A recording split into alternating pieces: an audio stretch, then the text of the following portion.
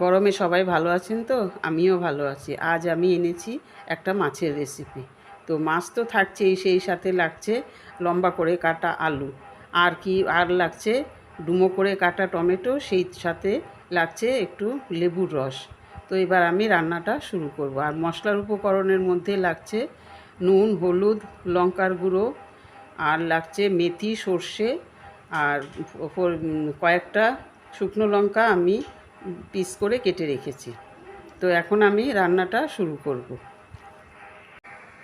তো প্রথমে আমি মাছগুলো ভেজে নেব। তেলটা আমার গরম হয়ে গেছে, মাছটা আমি ভাজতে শুরু করে দিলাম। তো মাছটাকে আমি একটু ভেজে নিচ্ছি।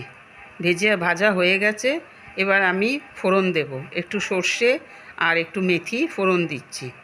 দিয়ে আমি আলুটা ভাজতে শুরু করলাম। আরেকবার মাঝখানে আমি একটু নেড়ে দিলাম আলুটা আমার কেমন হয়েছে, সেই সাথে আমি একটু হলুদ গুলে দিয়ে দিলাম। তো এখন আমি একটুখানি সেই সাথে একটু লঙ্কার গুঁড়ো দিলাম। তারপরে টমেটোটাও দিয়ে দেব এটার মধ্যে। তো টমেটোটাও আমার দেয়া হয়ে গেল।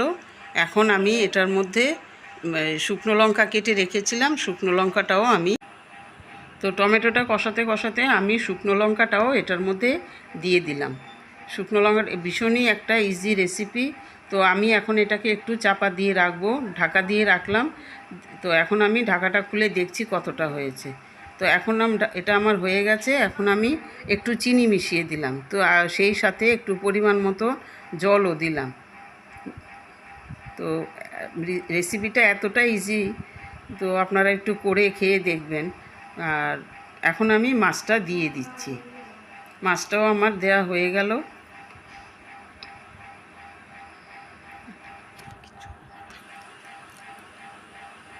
তো এখন আমি একটুখানি ঢাকা দিয়ে দেব, মাছটা ফোটার জন্য একটু চাপা দিয়ে দেব।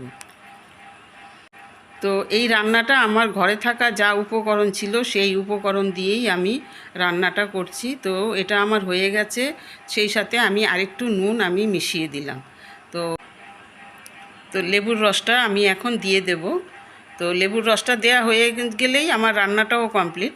তো এটা নর্থ ইস্টার্নের রান্না। এই রেসিপিটার নাম হলো মাছ ট্যাঙ্গা। তো আপনাদের কাছে রেসিপিটা কেমন লাগলো আমাকে একটু কমেন্ট করে জানাবেন। সেই সাথে আপনারা আমার চ্যানেলটাকে সাপোর্ট করবেন। নেক্সট রেসিপি নিয়ে আবার আপনাদের সাথে আমার কথা হবে। ভালো থাকবেন।